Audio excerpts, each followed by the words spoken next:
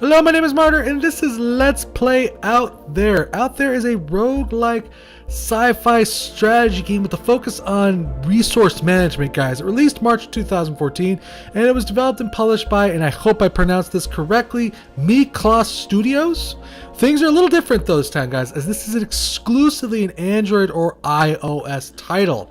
In Out There, you play an astronaut who's on a mission to Jupiter but stayed in deep sleep too long and awoke way too far away from home and now has to make his way back across the vast infinite space.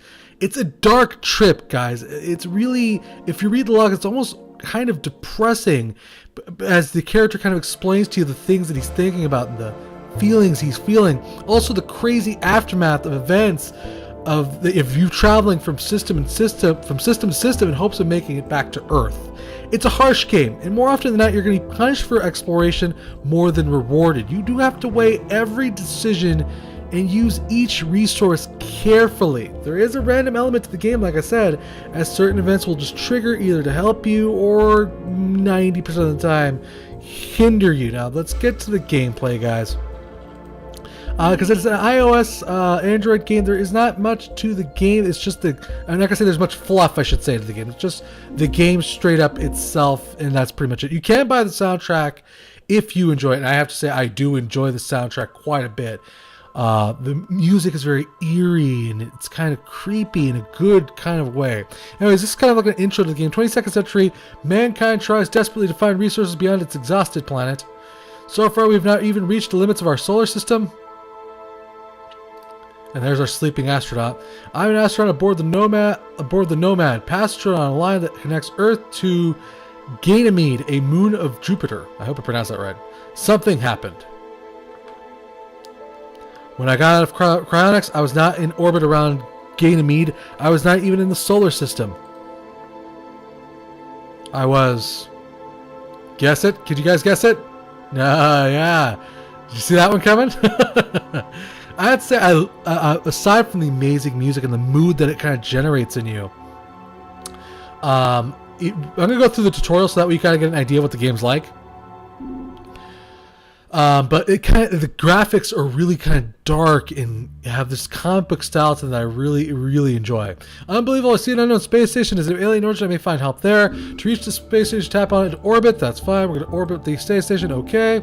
The interplanetary reactor is down. I should have a look at it. The origins, they seem to be down. I should shudder to think what could happen if I can't fix them. So we go to our ship here. I've already been playing the game for about 2 hours now, which is about an average, I think, game is about 2 hours. I didn't reach Earth though, so it could be longer. There's quite a lot of work to do. Basically, each game you can fix things through the elements.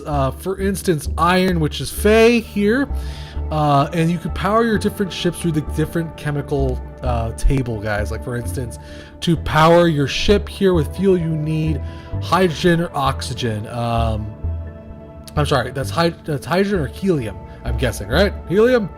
I don't want to seem stupid on camera, but I'm pretty sure it's helium.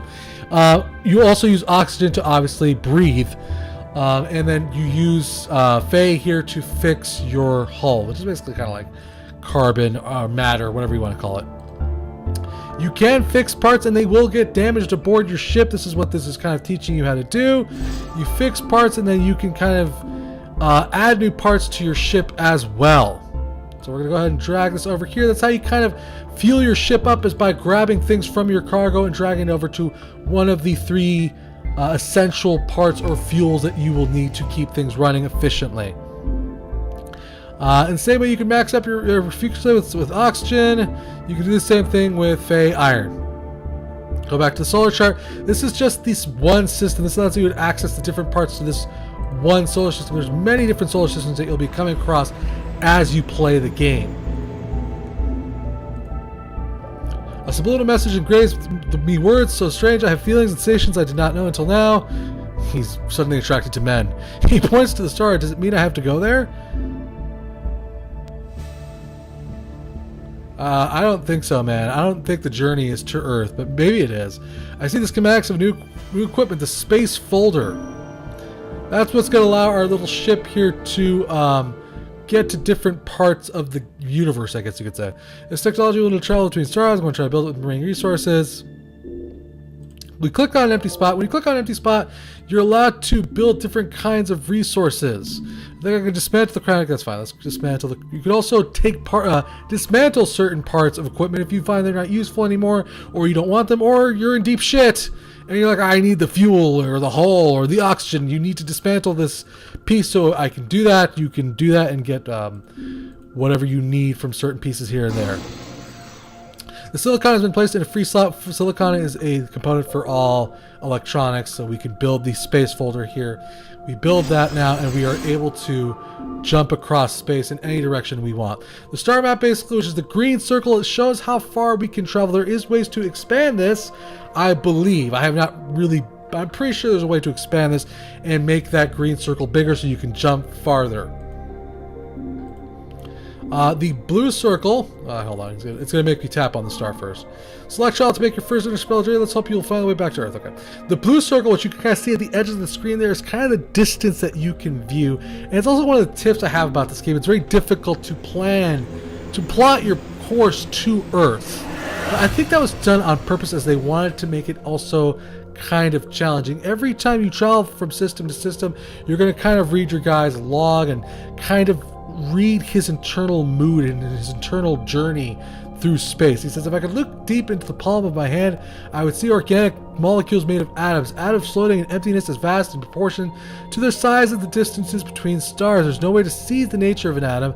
I think this is a reality vertical circus created to conceal this fundamental truth. Atoms are actually stars, and maybe the same stars I see right now through the observation bay. Our world is a folded fractal. And now we're kind of out of the tutorial. We're kind of free to do what we want and travel around the galaxy and try to get back to Earth. Like I said, guys, you can build a myriad of different kinds of parts and things that you will need to get to Earth eventually. You obviously kind of start off with some base things. For instance, the telescope, which is what allows us to see far away to different parts of space. Our interplanetary reactor, which is why we're kind of floating through space to begin with. The space folder.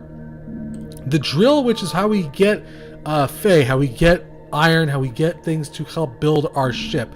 You can also double click on a element and it will tell you what that resource is and how it works and what you can do with it. You can also split it or get rid of it if you don't have enough hull space, for instance. Also, you have the hydrogen probe, which allows you to gather fuel from gas giants and things like that. So let's go ahead and you will click on a planet. Let's say this one says rich in metallic ore, or this one is rich in fuel, but it's a risky orbit.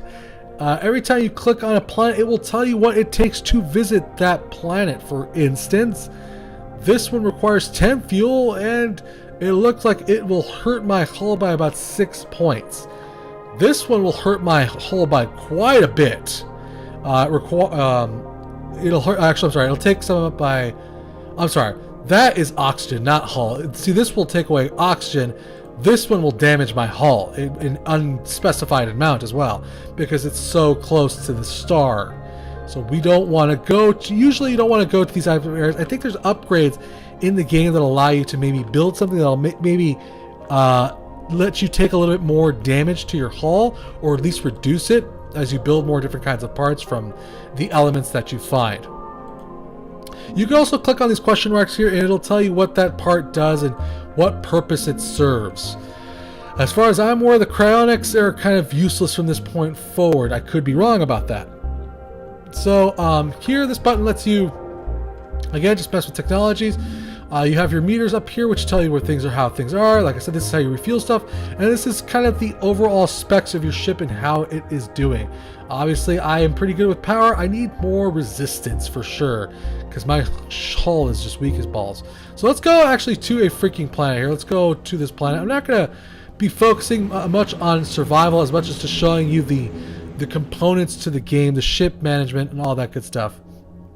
Because it is an iOS Android game, as far as controls go, it's going to be obviously click really simplistically, you click here, that's what you do. It's not, there's really not much more else I can say about the controls there, but you can come down to the planet. Every decision, like I said, every time you do something, it's going to cost you resources. In this case, taking off would cost me 6 oxygen, 4 fuel.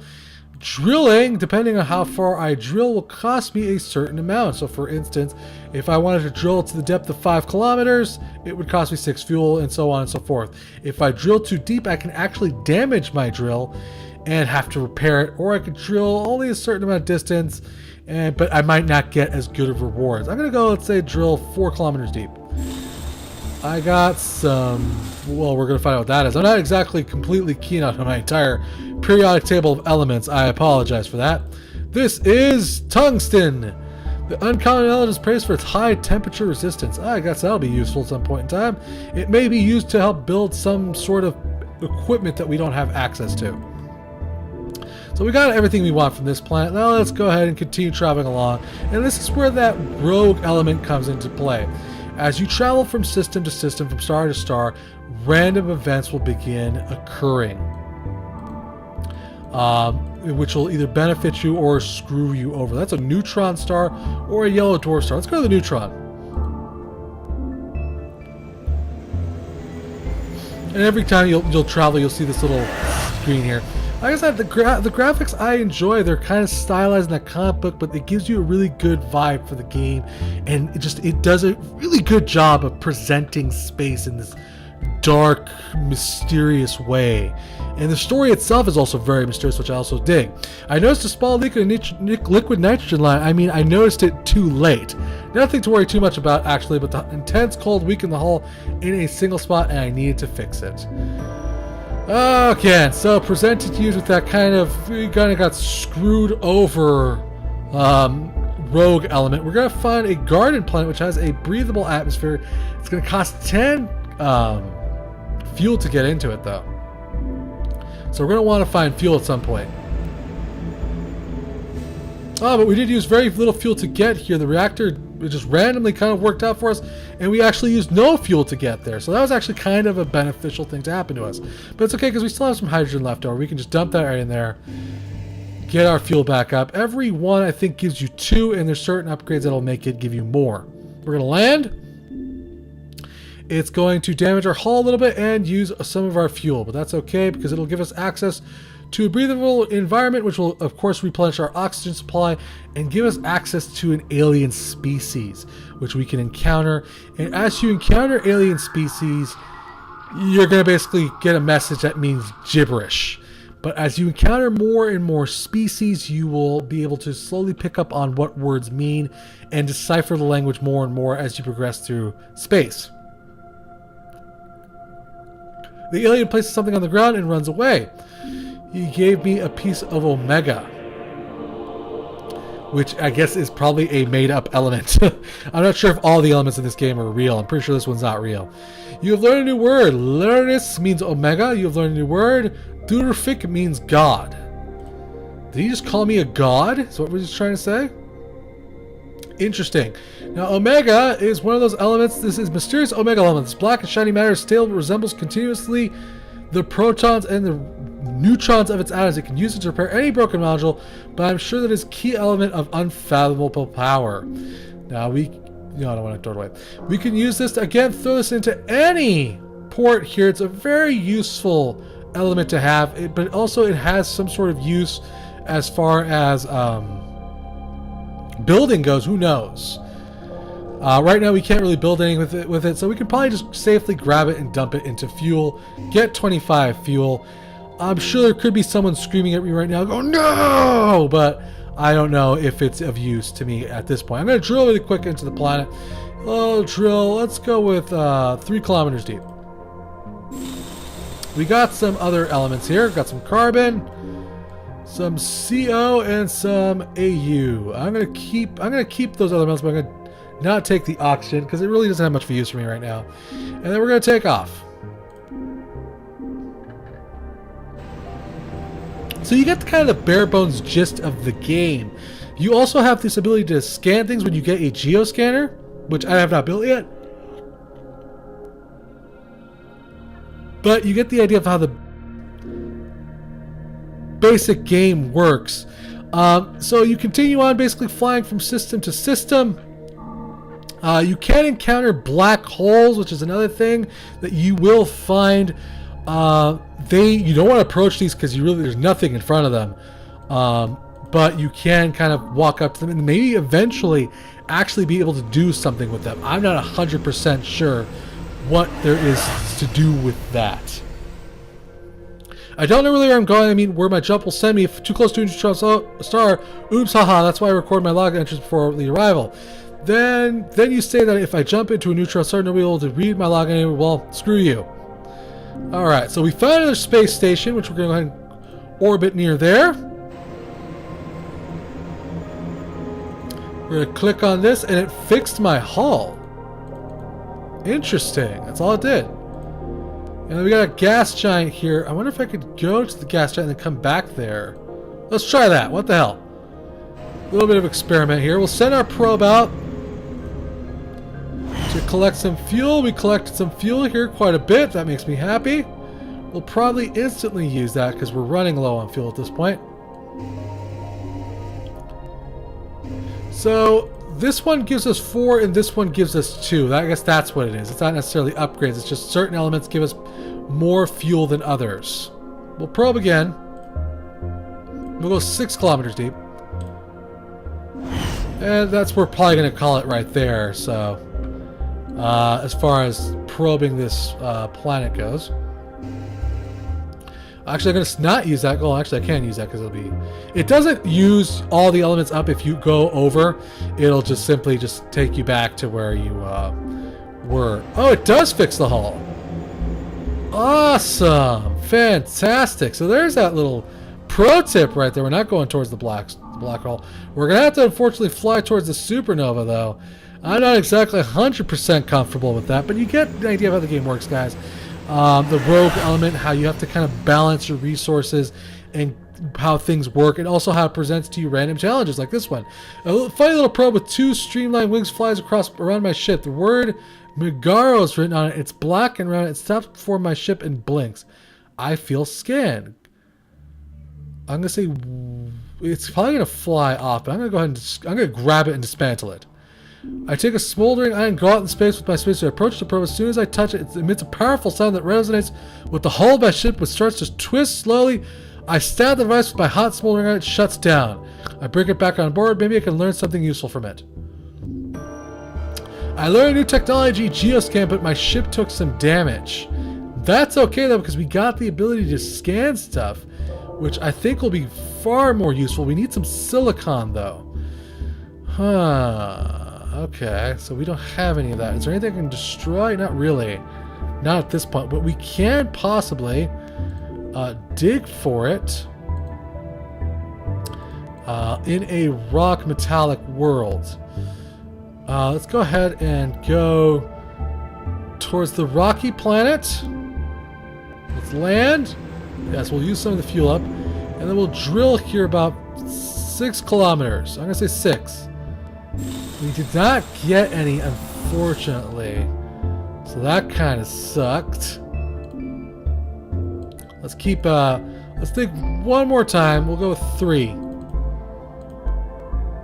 Didn't get nothing. That sucks. Okay, oh well. We'll head back out to the solar system here. And then we'll head towards that breathable planet. And hopefully encounter more alien races and learn more about this game's mystery and how it all kind of ties together somehow. Breathable atmosphere is filled by oxygen. We're going to encounter the life here. Whoa, those are weird looking life. He doesn't speak any word I speak, so we kind of have the option of 50-50 odds here of either approve or disapprove. We'll approve. The alien doesn't want to talk anymore. I guess I pissed it off. So we'll dig really quick. Hold on. Before we do that, though, we'll use up this iron there, so that way we have a hull. We'll only dig 2 kilometers deep. Nothing really all that useful. That kind of sucks. Okay, so we're going to finish and take off. Because there is no gas giant here. I think I'm kind of screwed. Oh, no, there is a gas giant here. Okay, that works. We're running low on fuel, so we're going to have to send out a probe. Fantastic. Let's do it one more time. Actually, let's go ahead and just drop this in there really quick. That gives me 30 fuel. We'll scan one more time. We'll actually send it 7 kilometers deep. Ah, it broke my probe. That's okay though, because we can fix that. I probably went a little too deep. We'll drop that fuel in there. We didn't really get much for that, and then we'll repair this, which will require 2 Fey, which is fine. Or Fey, whatever you want to call it. Yellow dwarf, black hole, or another black hole. Yeah, I guess we're going towards that yellow dwarf star right there. And we'll probably call this video here pretty soon here, guys. Like I said, the music's great, the graphics are interesting. It's a good game, especially if you're playing it on the go, guys. There's a strange planet here, gas giant shining from inside like a mini sun. From my orbit, I can't see anything, but I can't see anything but light. What could it be? Well, alright. Without any special shield, I try to land on the gas plant. I know it sounds crazy. My hull immediately gets twisted under the massive pressure and the gravitational ties. For a moment, I thought I saw huge towers and shiny silhouettes made of light, but maybe I imagined it all. I got back in orbit before my ship gets crushed by the pressure. Again, I have to... exploration is 90% of the time going to get you screwed over more often than not, guys. Let's probe this again. Let's go ahead and launch the probe. We got quite a bit of fuel this time, so that's good. We'll drop that into our fuel reserves here. Not exactly in a great position. We're also going to use most of our Fey to fix up our ship. And then we'll probe one more time. We'll go this time too deep. Yeah, that worked out pretty well. I like that. That worked out. So we'll drop that into our ship here. And then we'll go talk to the alien life on this system and see what they know. I wish I could have built that geoscanner for you guys to get an idea of what kinds of different things you could build. This guy said absolutely nothing we can recognize, so we'll just approve that. He doesn't want to talk to us anymore. He's a dick. Screw him. We'll drill 3. Nothing useful. Some more carbon. So like I said, guys, you get the idea. The game really does a good job presenting space as a dark, deep, gorgeous mystery. To quote Bones, space is a disease and danger wrapped in darkness and silence. Approach the game with that kind of attitude and you will survive. Maybe. If you don't get sucked into a black hole or get too close to a supernova. I haven't really found many glitches out there, but the only thing I found I had an issue with was the game. It can be sometimes too punishing. All your hard work can be undone in an instant, and that can be frustrating, but it's not a bad thing if you're looking for that kind of challenge. The map also can be a little bit difficult to navigate the stars, but again, I think that was done on purpose. So pick up this game. I would recommend it for sure. Big thanks to the developer for a chance to review this game. Thanks to you for watching. Remember to subscribe, and I'll keep bringing you awesome indie game, guys. This has been Let's Play Out There.